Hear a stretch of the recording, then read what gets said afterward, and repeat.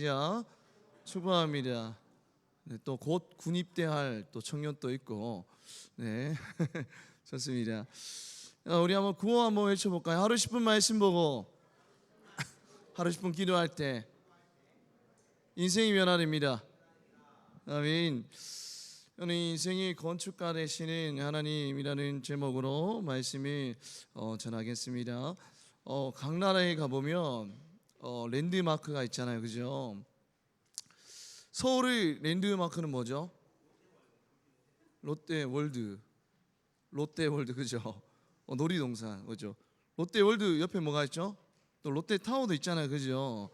그러면 대구의 랜드마크는 뭡니까? 83타워, 이월드 타워 말한 거죠, 그죠? 그렇습니다. 83타워 그렇습니다. 그럼 싱가포르의 랜드마크는 뭐게요? 싱가포르 없어요? 싱가포르 그 배 모양으로 된 건물 알아요? 이렇게 돼가지고 위에 배 모양 수영장 있고 그죠? 마리아나 베이인가 맞나? 그렇죠. 그게 이제 한국 건설회사가 지은 건물이라고 합니다. 그 공법을 보니까 정말 독특하게, 근데 정말 독특하지만 탄탄하게 세운 그런 건물이더라고요. 정말 아름다운 건물입니다. 여러분들이 집을 짓는 데 있어서 가장 중요한 게 뭐죠? 설계입니다. 그죠? 정말 치밀하고 지혜롭게 그렇게 설계되고 그에 따라 지어질 때 정말 그 집은, 그 건물은 견고히 설 수 있습니다. 근데 좀 세심하게 설계하지 않고 대충 설계하면 어떻게 되죠? 건물이 무너져 내리는 그런 비극적인 일이 발생하죠. 그래서 제가 초등학교 때인가 언젠가 그 서울에서 무슨 백화점이죠? 상품백화점이랑 무슨 대교죠? 무슨 대교, 성수대교 맞나? 하여튼 쓰러졌잖아요, 그죠? 무너졌습니다. 여러분들 예전에 제가 인사에서 봤는데 그 중국에 집이, 아파트가 이렇게 뽑힌 채로 이렇게 있더라고요. 쓰러져 있더라고요, 그죠? 보셨습니까? 막 그 뿌리가 뽑힌 것처럼 이렇게 아파트가 통째로 쓰러져 있더라고요. 여러분들이 정말 이 건물을 세심하게 설계하지 않으면 여러분들이 그 건물이 무너져 내린다는 것입니다. 여러분들이 우리가 땅에 건물을 세우는 것도 중요해요, 그죠? 아무것도 없는 땅에 건물을 세우는 것도 중요하지만 더 중요한 것은 어떻게 그 건물을 세우느냐가 더 중요한 것입니다. 우리는 청년일 때 우리 인생을, 여러분들 각자의 인생을 세워 나가잖아요, 그죠? 확실한 건 하나 없는 이 불확실함이 가득 찬 이 시대 가운데에서 우리는 확실한 인생을 만들어 가고자 누구보다도 열심히 인생을 세워 나가고 있지 않습니까? 어떤 청년들은 정말 열심히 공무원 준비를 하고, 어떤 청년들은 열심히 토익 점수를 그렇게 따려고 공부를 하고, 또 토익 스피킹 자격증 인턴을 수료하고 해외 어학연수를 다녀오고 봉사활동도 하고 각종 시상을 타오면서 그렇게 인생을 세워나갑니다. 그러다가 이제 인생을 세워나가다가 도중에 포기하는 경우도 그렇게 발생할 수도 있고, 또 내가 계획한 것들이 한 번에 무너지는 경우도 그렇게 경험하게 됩니다. 여러분, 우리는 인생을 열심히 세워나가는 것 중요해요. 열심히 세워나가는 것도 중요하지만 더 중요한 것은 뭐냐면 우리 인생을 어떻게 세워나가느냐, 그것이 더 중요하다는 것이죠. 오늘 본문은 우리 인생을 세워나가는 방법에 대해서 말씀하고 있습니다. 3절에 보면 집은 지혜로 말미암아 건축되고 명철로 말미암아 견고하게 되며라고 말씀하고 있습니다. 여기서 지혜와 명철은 동의어예요. 그래서 같은 의미입니다. 그리고 여기서 집은 물리적인 집이나 또는 가정을 의미하기도 하지만 궁극적으로는 더 나아가서 우리 인생을 의미하는 거예요. 그러니까 우리 인생, 한마디로 말씀드리면 우리 인생은 하나님의 지혜로 세워질 때 어떤 인생이 돼요? 견고한 인생이 된다라고 말씀하고 있습니다. 또 10절로 또 넘어서 와보면 이렇게 말씀하고 있어요. 네가 만일 환난 날에 낙담하면 내 힘이 미약함을 보임이니라라고 그렇게 말씀하고 있습니다. 어려운 일을 당해서 낙심하는 사람은 지혜가 미약함을 보이는 것이라고 말씀하고 있어요. 우리가 환난 속에서 낙심하지 않기 위해 필요한 것이 뭐라고요? 하나님이 지혜라는 것입니다. 우리가 지진이 일어났을 때에 그 건물이 무너지지 않게 하는 비결은 뭐예요? 무슨 설계에 있죠? 내진 설계에 있잖아요, 그죠? 그런데 우리가 환난 속에서도 흔들리지 않고 견고히 서는 인생으로 만드는 것은 뭐라고요? 하나님이 지혜라고 말씀하고 있다는 것입니다. 여러분, 또 성경에서 지혜에 대해서 어떻게 말씀하고 있을까요? 잠언 3장 19절에 이렇게 말씀합니다. 여호와께서는 지혜로 땅을 세우셨으며 명철로 하늘을 굳게 펴셨고라고 말씀합니다.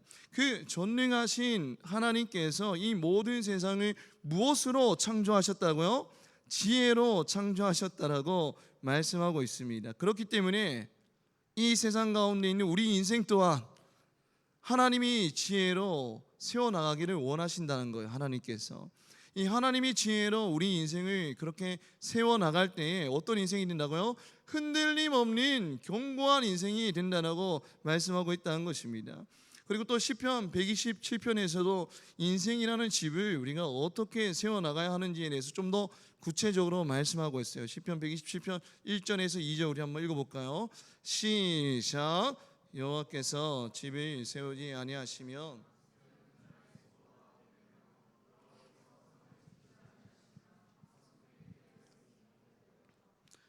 이절 너희가 일찍이 일어나고 늦게 누우며 수고의 떡을 먹음이 헛되도다.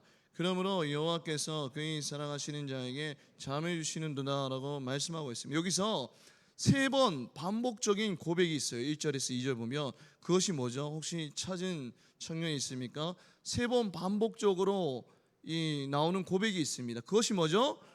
헛되며 헛되도다 헛되도다라고 총 세 번이나 반복되고 있습니다. 무엇이 헛되죠? 집을 세우는 자의 그 수고가 헛되고, 또 성을 지키는 그 수고가 헛되고, 또 노동의 수고가 헛되다라고 말씀하고 있습니다. 이 세 가지는 당시 이스라엘 사람들이 일상생활을 대표하는 세 가지 행동이에요. 집을 세우고 성을 지키고 노동을 하고, 이 일상을 대표하는 세 가지 행동 아닙니까? 그런데 이러한 예쓰고 수고하는 그 모든 것들이 어떻다고요? 헛될 수 있다라고 말씀하고 있다는 거예요. 근데 그 헛됨의 전제가 무엇이라고요? 여호와께서 집을 세우지 아니하시면이라고 앞에서 말씀하고 있습니다. 여호와께서 우리 인생의 건축가가 되지 아니하시면 우리 모든 노력과 수고들이 다 헛될 수 있다는 것입니다. 여기 이제 말씀의 1절에 127편 1절에 보면 세우는 자의 수고가 헛되며 해서 세우는 자의 원어는 보나이유입니다. 근데 이 보나이유의 뜻이 뭐냐면 건축에 있어서 전문적인 지식과 기술을 지닌 자를 가리키는 거예요. 제가 예전에 읽은 책 중에 하나가 그 건축가이자 교수이자 지금 유튜브를 하고 있는 그 유현준이라는 분 아십니까? 좀 유명하죠, 그죠? 그 책을 보니까 정말 건축이라는 분야에서 정말 뛰어난 전문적인 지식을 지닌 사람이더라고요. 그런 사람이 지금 이거예요. 보나이유가 그런 사람입니다. 건축에 있어서 전문적인 지식과 기술을 지닌 자가 바로 세우는 자 보나이유입니다. 그런 전문적인 지식을 가진 건축가가 자신의 집을 세운다 할지라도 하나님이 그 집의 건축가가 되지 아니하면 그 모든 것들이, 그 모든 수고가 어떻다고요? 헛되다라고 말씀하고 있다라는 거예요. 여러분들, 우리 인생을 만드신 분이 누구예요? 하나님이십니다. 여러분, 하나님은 나를 만드셨기 때문에, 여러분들을 만드셨기 때문에 나보다도 더 나를 더 잘하시는 분이 바로 우리 아버지 되시는 하나님이십니다. 우리 인생의 설계도는 바로 이 성경 아닙니까? 어떻게 우리 인생을 세워나가야 하는지 말씀하고 있는 것이 바로 이 성경입니다. 그러나 나보다 나를 더 잘하시는 하나님이 아니라 내가 내 인생의 건축가가 되어서 내 스스로 내 인생을 세워나갈 때에 그 인생의 수고가 어떻다고요? 헛될 수밖에 없다라는 거예요. 우리는 자꾸 내가 내 인생의 건축가가 되려고 합니다. 나의 지식으로, 나의 경험으로, 나의 인맥으로, 나의 지혜로, 나의 소유로, 나의 열정으로, 나의 야망으로, 나의 계획으로 자꾸 열심히 내 인생을 세워나갑니다. 그러면 결국 그 결과는 어떻다고요? 헛되며 라고 말씀하고 있습니다. 근데 이 헛되며의 원어의 뜻을 보니까 이런 뜻이 있습니다. 공허, 허무, 텅 빈 공간이라는 의미가 담겨져 있어요. 그러니까 한마디로 우리 힘으로 나의 지혜로 내 인생을 위해서 세워나갈 때에 그 인생은 결국에는 텅 빈 인생이 되어버린다는 거예요. 여러분들 시편 127편이 127편은 누가 지은 시죠? 혹시 아는 청년이 있습니까? 시편 127편을 지은 사람, 시인이 누구예요? 솔로몬이죠, 그죠?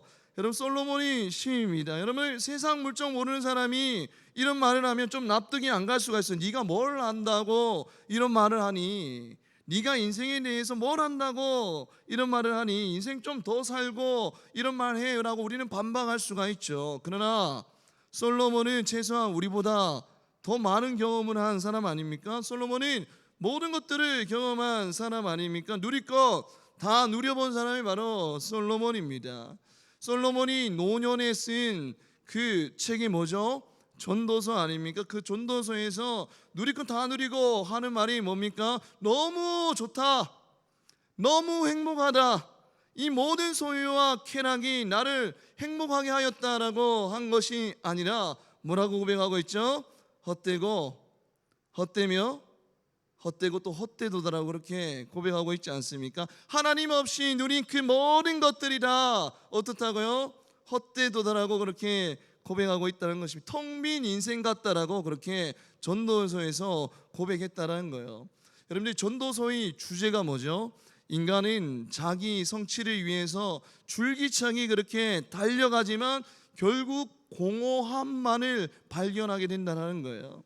우리가 참된 즐거움을 알게 되기 시작하는 것은 언제라고요? 오직 인간이 하늘을 향해 시선을 돌릴 때, 이 땅의 것들을 구하는 것이 아니라, 지난주 말씀처럼 이 땅의 것에 시선을 두고 살아가는 것이 아니라 하늘에 우리 시선을 돌릴 때에 우리는 진정한 행복함을 누릴 수 있다는 거예요. 그러나 솔로몬이 그렇지 아니하고 세상의 것들을 다 누리고 나서 노년에 한 말이 헛되도라고 그렇게 자신의 텅 빈 인생을 그렇게 고백했습니다.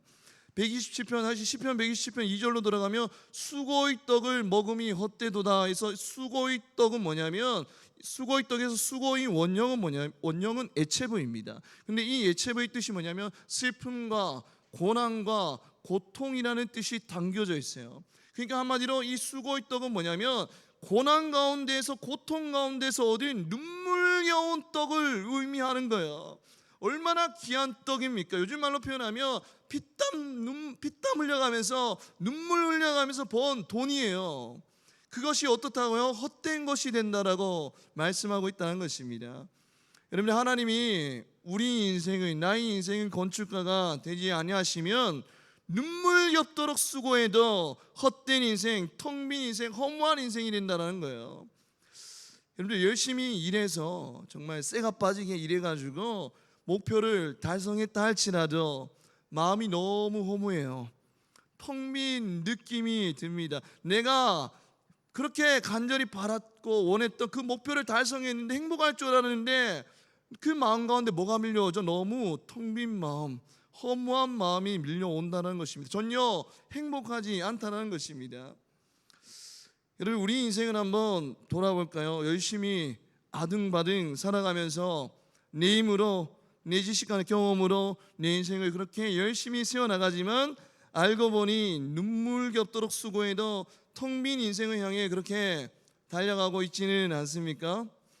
우리는 하나님의 형상으로 지음받은 존재라고 성경에서 말씀하고 있습니다. 근데 이 형상은 뭐 외형적인 비주얼을 의미하는 것이 아니라, 하나님이 무슨 뭐 외형이 있겠습니까? 그죠? 이것은 뭐냐면, 이 하나님의 형상대로 지음받은 존재가 무슨 뜻이냐면, 인간의 하나님과의 관계 안에서만 진정한 행복을 누리며 살아갈 수 있는 존재로 우리를 만드셨다는 의미예요. 하나님과의 관계 안에서 행복함을 누릴 수 있는 존재로 우리를 만드셨습니다. 시인인 시편 127편 2절에서 사람들의 성공 요건 세 가지를 제시합니다. 성공 요건 뭐죠? 첫 번째 뭡니까? 2절에서 일찍 일어나는 것. 그리고 두 번째는 뭐예요? 늦게 눕는 것. 세 번째는 수고의 떡을 먹는 것, 열심히 살아가는 것. 이 성공의 세 가지 요건을 말씀하고 있어요. 24년 트렌드를 지금 예측하고 있는데 요즘에 이런 말 들어봤어요? 무슨 사회? 무슨 사회라고 들어봤습니까? 분초 사회라고 들어봤어요 혹시? 24년 트렌드를 예측하는데 요즘에 기사에서 2024년은 분초 사회라고 그렇게 말이 많이 자주 등장합니다. 여러분들 시간 단위인 분과 초를 의미하는 분초와 사회를 합친 말로 시간의 흐름이 빠르고 변화가 급격한 사회를 의미하는 거. 2024년은 여러분들 지금보다 더 바쁜 세상이 됐네요. 여러분들 지금도 힘든데 너무 더 힘든 세상이 될 것 같아요. 여러분들 이런 분초 사회에서 성공하려면 제가 기사를 보니까 이렇게 말합니다. 끊임없이, 지금도 끊임없이 노력하는데 끊임없이 새로운 지식과 기술을 학습하고 변화의 융통성을 가지고 적응하고 미래에 대한 대비를 통해 자신을 준비할 때 그 분초 사회에서 성공할 수 있대요. 그러면 자 봅시다. 시편 127편 2절에 말씀하는 분초 사회에서 남들보다 여러분들 일찍 일어나서 부지런히 살아가고 늦게까지 일하며 수고를 다하는 것, 이것은 성공의 기본 요건 아닙니까? 그죠? 그런데 시인은 이것에 대해서 뭐라고 말씀하고 있죠? 헛되 도달하고 그렇게 단언하고 있다는 겁니다. 생각해 보시나, 일찍 일어나고 열심히 일하는 것이 나쁜 것입니까? 여러분들 그게 나쁜 거예요? 그 자체가? 아니죠. 그죠? 성경을 보면 하나님은 게으름을 싫어하십니다. 하나님이 싫어하시는 것이 곧 죄 아닙니까? 마태복음 25장 26절에 이렇게 말씀합니다. 악하고 게으른 종아, 너는 내가 심지도 않은 데서 거두어들이고 씨 뿌리지 않는 곳에서 거두어들인다라고 생각하느냐라고 그렇게 말씀하고 있어요. 악하고 게으른 종아라고 말씀하고 있죠. 여러분들 게으름은 여러분 어떻게 보면 죄인 것입니다. 그럼 시편 127편의 말씀에서는 왜 그 부지런함과 수고함이 왜 헛되도다라고 그렇게 말씀하고 있죠? 아무리 눈물겹도록 부지런하게 살아도 우리 인생의 건축가 되시는 하나님이 함께하지 않는 그 모든 수고의 결과는 텅 빈 인생이라는 것을 강조하기 위해서입니다. 시편 127편은 하나님의 주권과 인간의 책임 그 사이 상호작용에 대한 이야기입니다. 인간은 분명 자신에게 주어진 인생을 열심히 살아가야 할 뭐가 있죠? 책임이 있어요.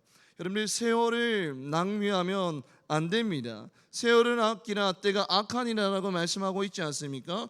종교개혁가 칼빈은 이렇게 말했어요. 마귀 손에서 시간을 찾아 나의 소유로 삼아야 한다라고 그렇게 종교개혁가 칼빈이 외쳤습니다. 여러분 시간은, 여러분들 곁에 있는 시간은 언제나 우리 곁에 머물지 않습니다. 시간은 떠나갑니다. 여러분 하나님이 주신 이 시간을 정말 귀하게 사용해야 된다는 거예요. 일찍 일어나고 늦게 눕고 그 수고의 떡을 먹으며 여러분 우리는 부지런하게 살아가야 됩니다. 특히 그리스도인들은 여러분 세상 사람들보다 더 부지런하게 살아가야 돼요. 세상 사람들은 그래도 주말에는 어디로 가요? 퇴근하고, 금요일날 퇴근하고 토요일 주일은 캠핑 가고 여러분들 호캉스 가고 놀러 가잖아요. 그죠? 그러나 우리 그리스도인들은 어떻습니까? 주중에 세상에서 치열하게 살다가 주말에 와서 뭐예요? 우리 찬양팀을 여기 와서 또 찬양팀 연습을 하고 교회를 봉사하고 그렇지 않습니까? 얼마나 바쁜 인생입니까? 어떻게 보면 세상 사람들보다 더 바쁜 인생이 바로 우리 그리스도인들입니다. 그러나 여러분들 110편 127편이 그 강조점이 뭔지 아십니까? 여호와의 주권이에요. 우리가 인간의 책임을 다하며 열심히 부지런히 살아간다 할지라도 하나님의 도우심이 없으면 그 모든 것들이 헛되며 헛된 텅 빈 인생이 될 수밖에 없다라는 것입니다. 잠언 16장 9절에 이렇게 말씀하고 있어요. 사람이 마음으로 자기 길을 계갈지라도 그 걸음을 인도하는 자는 누구라고요? 여호와의 신이라고 고백하고 있지 않습니까? 우리는 한 번밖에 오지 않을 이 시간들을 정말 소중히 여기며 이를 가치 있게 보내기 위해서 여러분들 치밀한 계획을 세워 나가야 됩니다. 그죠? 그러나 그것보다 더 중요한 것이 뭐라고요?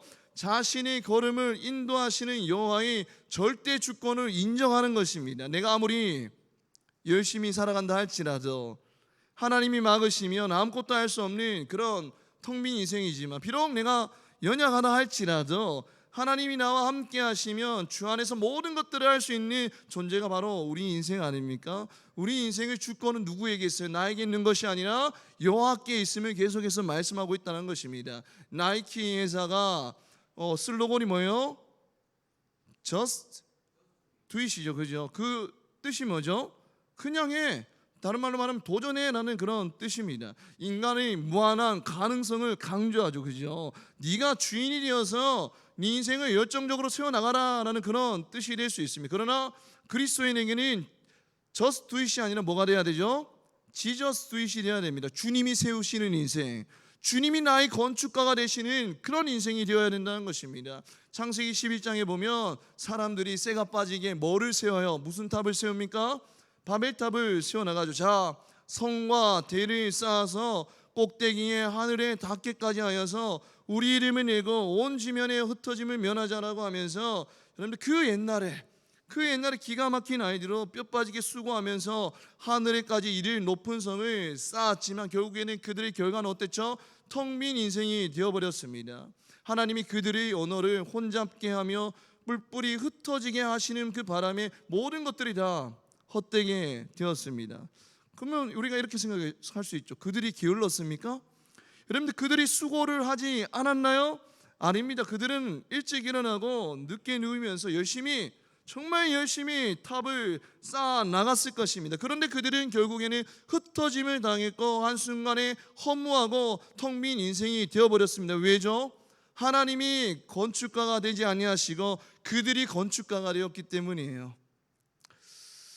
여러분들, 내 인생이 건축가가 내가 되어서 열심히 쌓아가다가 결국에는 텅 빈 인생, 흩어짐을 당하는 인생으로 우리는 그렇게 열심히 달려가고 있지는 않습니까? 그런데 자신이 건축가가 되어서 열심히 살아가는 인생이 아니라 주님이 건축가가 되어서 열심히 살아가는 인물이 있습니다. 고린도전서 15장 10절에 이렇게 말씀하고 있습니다. 한번 우리 다 같이 읽어볼까요? 시작. 그러나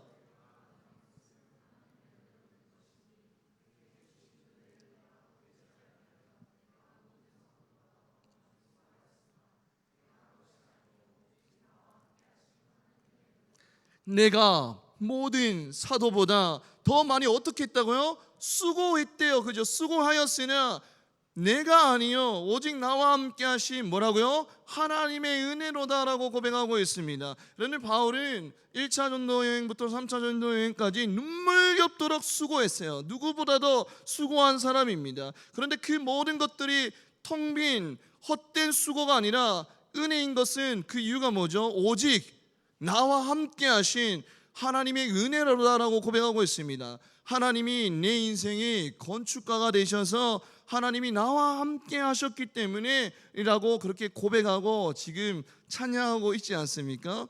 여러분들, 우리 삶 가운데 하나님이 없으면 여러분들은 노동으로 끝나는 인생입니다. 정말 뼈 빠지게 일만 하고 죽는 그런 불행한 인생, 허무한 인생, 텅 빈 인생이 될 수밖에 없습니다. 그러나 우리 삶 가운데 하나님이 함께 하시면 노동으로 끝나는 인생이 아니라 노래로 끝나는 인생이 됩니다. 바울이 하나님의 은혜라고 그렇게 고백하며 찬양한 것처럼 우리 삶 가운데 하나님이 우리 삶의 건축가가 되시면 노동이 아니라 노래로 끝나는 인생이 된다는 거예요. 이것이 나의 간증이요, 그 다음에 뭐죠?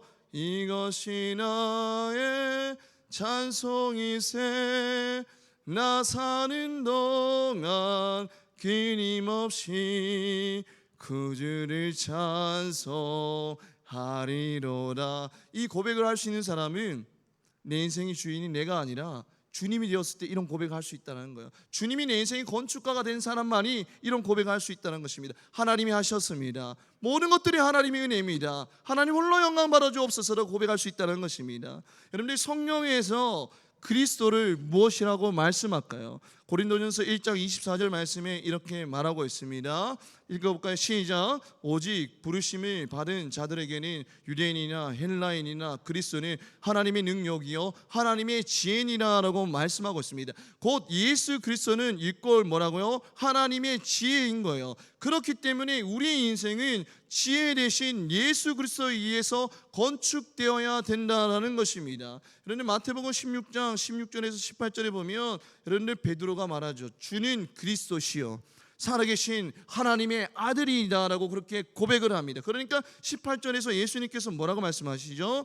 또 내가 네게 이르노니 너는 베드로라 내가 이 반석 위에 내 교회를 세우리니 음부의 권세가 이기지 못하리라 라고 말씀합니다. 여러분들 베드로가 고백한 그 고백 위에 교회를 세우셨어요. 여러분들 베드로의 고백이 뭐였죠? 주는 그리스도시요 살아계신 하나님의 아들이시이다. 이 고백 위에 교회를 세우셨다는 것입니다. 그 베드로의 고백을 교회의 기초로 삼겠다라고 말씀한 거예요. 마찬가지로 여러분들 하나님은 우리 인생도 그 고백의 기초로 인생을 세워나가기를 원하십니다. 그리스도를 내 인생의 기초로 삼는다는 것은 어떤 의미가 있을까요? 그리스도를 나의 주인으로 인정하며 살아간다는 의미가 있습니다. 그런데 베드로의 그 신앙의 고백 위에 세워진 초대교회의 성도들의 삶을 한번 볼까요? 그들은 언제나 어떤 일을 행하기 전에 먼저 기도를 통하여서 하나님의 뜻을 물었습니다. 그럼 사도행전 1장 24절에서 26절 보면 가룟 유다가 죽고 그 자리를 대신할 제자를 뽑게 됩니다. 주님과 늘 함께하며 주님이 승천하시는 모습까지 본 사람들로 출연해요. 그래서 출연하니까 몇 사람으로 출연되죠? 2사람입니다. 여러분 요셉과 마띠아가 남았습니다. 그런데 그들이 그 둘 중에 하나를 뽑을 때에 무엇을 했죠?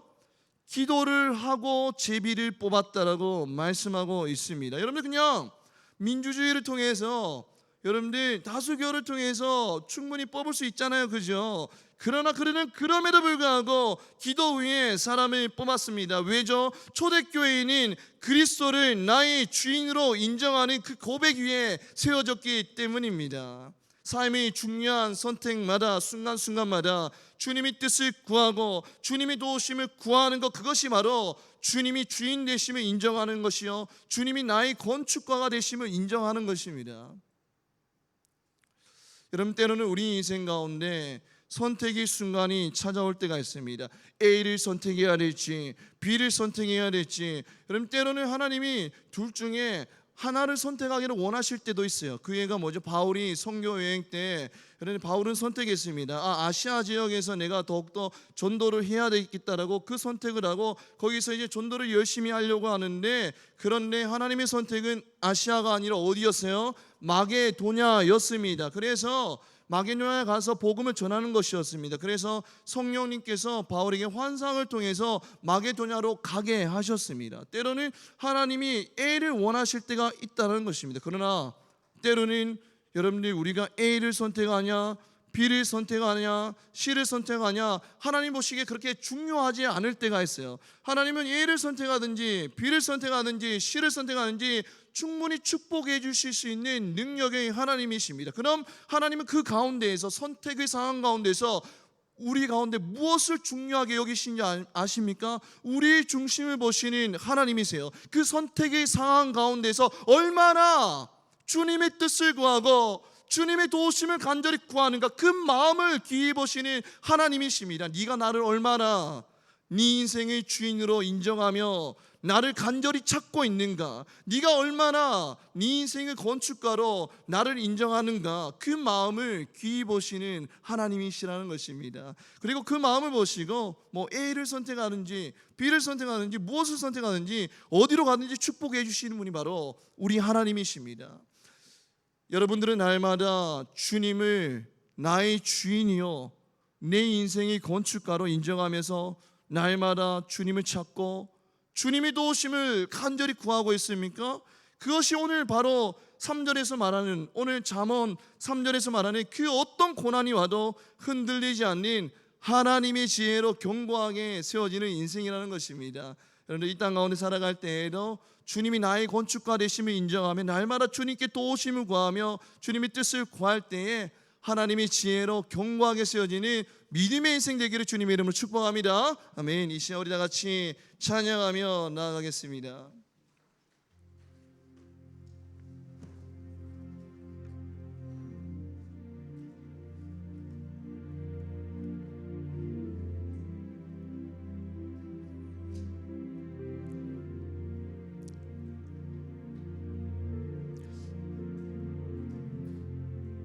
오늘 우리가 같이 찬양할 곡은 주 없이 살 수 없네 라는 찬송가입니다. 근데 여기서 이렇게 고백하고 있어요. 주 없이 살 수 없네. 나 혼자 못서리 힘없고 부족하며 지혜도 없도다. 내 주는 나의 생명 또 나의 힘이라. 주님을 의지하여 지혜를 얻으리라고 말씀하고 있습니다. 내 인생의 주인이 내가 아니라, 내 인생의 건축가가 내가 아니라 주님이심을 그렇게 간절히 구하며 주님의 지혜를 구하고 있어요. 이런 인생이 어떻게 고난 가운데서 흔들리겠습니까? 오늘 말씀을 기억하면서 우리 다 같이 전심으로 고백하며 나아가겠습니다.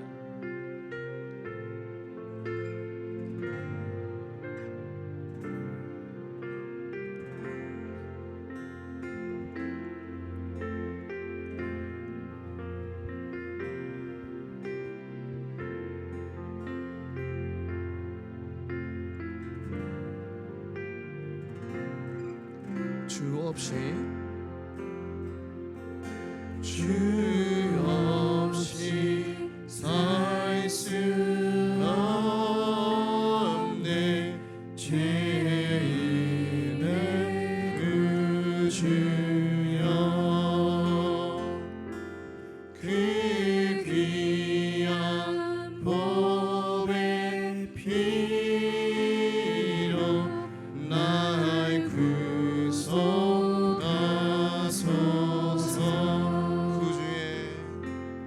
그 주의 사랑으로 흘리신 보혈이 내 소망 나의 위로 내 영광 됩니다. 주 없이 살 수 없네. 나 혼자 못 서리 힘없고 부족하며 지혜도 없도다. 주님 나의 생명 또 나의 힘이야. 주님을 의지하여 지혜를 얻으리. 주 없이 살 수 없네. 내 주를 아신다. 내 영의 깊은 강구 마음에 여러분들의 마음을 다 아시는 주님이십니다. 주밖에 나의 마음 네 알아주리요.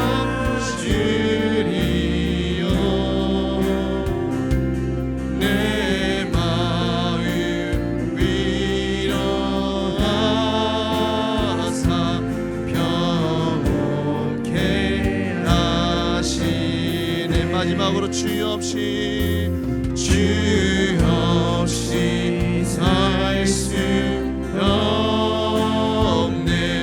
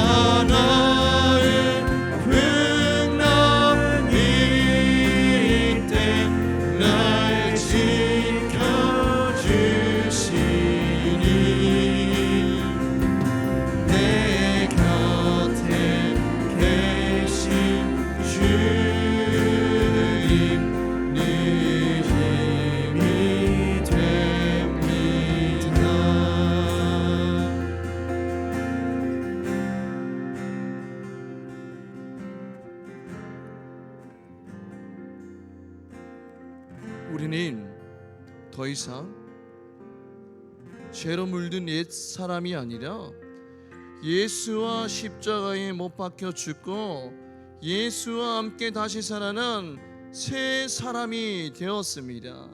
새 사람이라면 더 이상 땅의 것을 추구하며 땅의 것을 바라보며 사는 자가 아니라 하늘에 계신 그 그리스도를 바라보며 사는 자입니다. 그러나 우리는 이 땅의 것만 자꾸 바라보며 이 땅의 것을 쫓아가다가 하나님이 허락하신 그 세월을 낭비하고 있지는 않습니까? 너희는 먼저 그의 나라와 의를 구하라. 그리하면 이 모든 것들을 더하시리라고 주님이 약속하셨어요. 먼저 하나님 나라를 바라볼 때에 먹고 입고 마시는 것도 더하시겠다라고 분명 우리에게 약속하셨어요. 그러나 우리는 하나님 나라는 쏙 빼놓고 먹고 입고 사는 문제만 우리가 쫓아가다 보니까 하나님이 주신 그 사명을 잃어버리고 이 세월을 낭비하다가 텅 빈 인생, 허무한 인생으로 우리는 달려가고 있지는 않습니까? 이 시간 우리 다 같이 기도하며 나갈 때 하나님 하늘을 바라보며 살아가게 하옵소서. 우리 인생의 주인 되신 예수 그리스도를 바라보며 살아가게 하여 주시옵소서. 예수님이 나의 주인으로 모시고 살아갈 때에 그 어떤 고난에도 흔들리지 않는 견고한 인생으로 바로 서게 해달라고 이 시간 주여 한번 외치고 기도하겠습니다. 주여 하나님,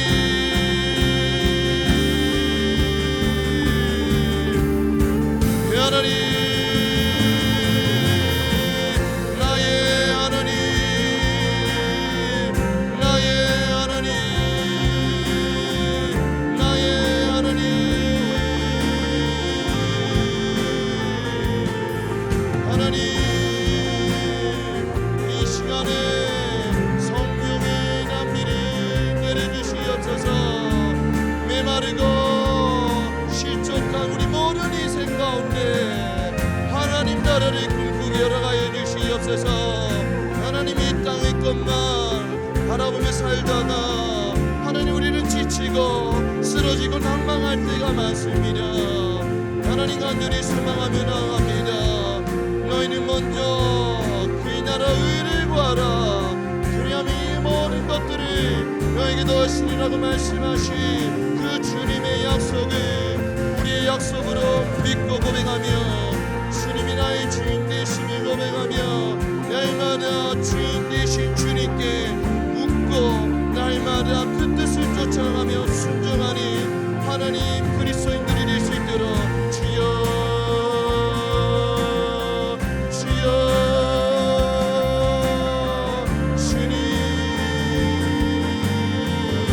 주님 아니면 살 수 없습니다.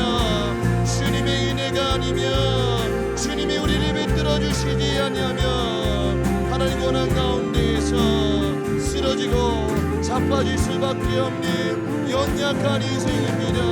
하나님 그러나 내 인생이 건축가 되신 주님이 나의 주인으로 모시며 날마다 나에게 쓰임 부어주시며 능력 주시며 지혜 부어주시니 그 주님께 뜻을 믿고 날마다 순종하며 나아갈 때에 주님이 행하시는 일들을 두 눈으로 목도하며 그 일들을 행하신 주님을 찬양하며 하는 곳곳마다 주님의 역사를 간증하며 복음을 전하는 살아있는 그리스도인들이 될 수 있도록 주여 축복하여 주시옵소서. 하나님 더 이상 죽어있는 신앙이 아니라 예수 그리스도의 십자가의 생명으로 거듭나는 인생 되게 하여 주시고 날마다 내 안에 계신 그 예수 그리스도를 바라보며 예수 그리스도를 쫓아갈 때에 주님이 행하시는 그 일들이 나의 역사가 되게 하여 주시고 나의 고백이 되게 하여 주시고 나의 찬양이 되게 하여 주시고 예배가 되게 하여 주셔서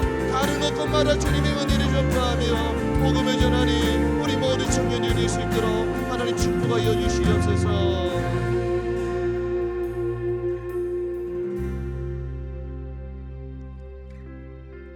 시몬 베드로가 대답하여 이르되 주는 그리스도이시여 살아계신 하나님의 아들이시니이다. 또 내가 내게 이르노니 너는 베드로라. 내가 이 반석 위에 내 교회를 세우니니 음부의 권세가 이기지 못하리라라고 말씀하셨습니다. 이 교회는, 이 감람나무 공동체의 기초는 예수 그리스도인 줄 믿습니다. 우리가 주인이 아니라 바로 예수 그리스도가 주인이라는 거예요. 그러나 우리는 어떤 일을 행할 때에 하나님께 도우심을 구하지 아니하고 우리가 지금까지 해왔던 대로 우리 지혜로, 우리 경험으로 이 교회를 세워나가고 있지는 않습니까? 그것은 창세기 11장에 나오는 바벨탑을 쌓는 것과도 같은 것이고 주님이 싫어하는 거예요. 이 시간 우리 다 같이 마지막으로 기도할 때, 주님, 이 감람나무 공동체의 주인이 예수 그리스도가 되기를 소망합니다. 날마다 우리의 주인 대신 예수롭게 묻고 예수 그리스도의 뜻을 구하며 예수 그리스도의 도우심을 구할 때에 하나님의 뜻대로 이 교회가 든든히 세워지게 하시고 다시 한 번 더 영적인 부흥을 경험하게 달라고 이 시간 주여 한번 외치고 기도하겠습니다. 주여 하나님, 나의 하나님, 하나님이 전능하신 하나님이십니다. 주는 그리스도이시여 살아계신 하나님의 아들이십니다. 하나님, 그 베드로의 고백 위에 이 교회가 날마다 세워졌음을 기억하게 하러 가주시고 우리 모든 지혜와 우리 모든 경험과 우리 모든 것들을 내려놓고 먼저 하나님께 도우심을 구하며 하늘의 지혜를 구하며 나가니 겸손한 그리스도인들이 될 수 있도록 하나님 축복하여 주시옵소서.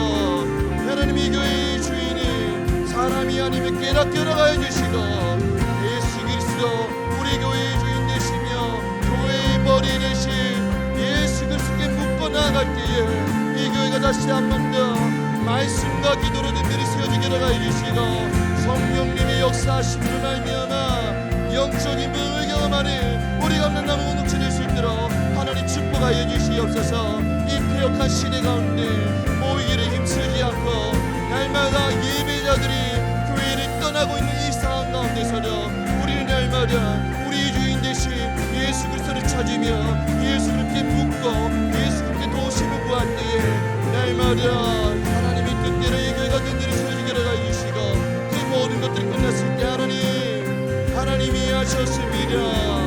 하나님 홀로 영광 받아 주옵소서. 하나님이 이 교회의 주인입니다라고 고백하며 가는 곳곳마다 하나님의 역사를 선포하며 간증하며 살아있는 그 복음을 전함으로 말미암아 다시 한 번 더 길 잃은 영혼들이 주가 머리 되신 교회로 발걸음 옮기는 역사를 경험하게 하여 주시옵소서. 하나님, 우리는 지혜와 능력이 부족합니다. 하나님, 우리는 사랑이 부족합니다. 날마다 예수 그리스도를 바라볼 때에 예수 그리스도께서 주시는 그 사랑으로 말미암아 서로 사랑하게 하여 주시고 예수 그리스도께서 주시는 그 사랑으로 말미암아 복음을 전할 때에 다시 한 번 더 이 어두운 세상 가운데서 영적인 부흥을 경험하는 살아있는 공동체 될 수 있도록 하나님 축복하여 주시고 은혜로 하여 주시옵소서. 함께 하신 것들이 나아갑니다.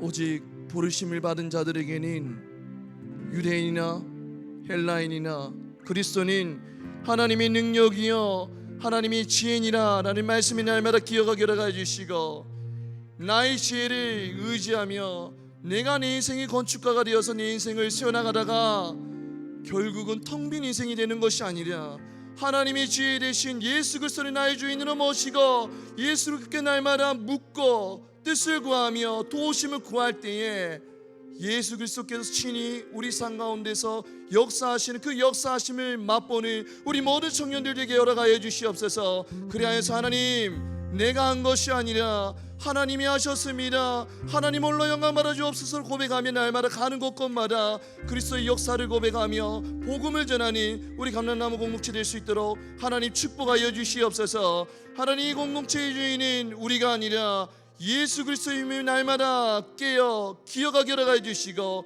무엇을 행하든지 간에 주께, 주인 되신 주께 묻고 행할 때에 날마다 말씀과 기도로 이 교회가 든 일이 있게 하여 주시고, 어두운 세상 가운데서 다시 한 번 더 영적인 부흥을 경험하는 우리 감람나무 공동체 될 수 있도록 하나님 축복하여 주시옵소서. 한 주간의 삶도 주인 되신 주님과 함께 하실 것들을 믿사옵고, 이 모든 기도 사랑의 메시 우리 주 예수 그리스도의 이름으로 기도드립니다. 아멘.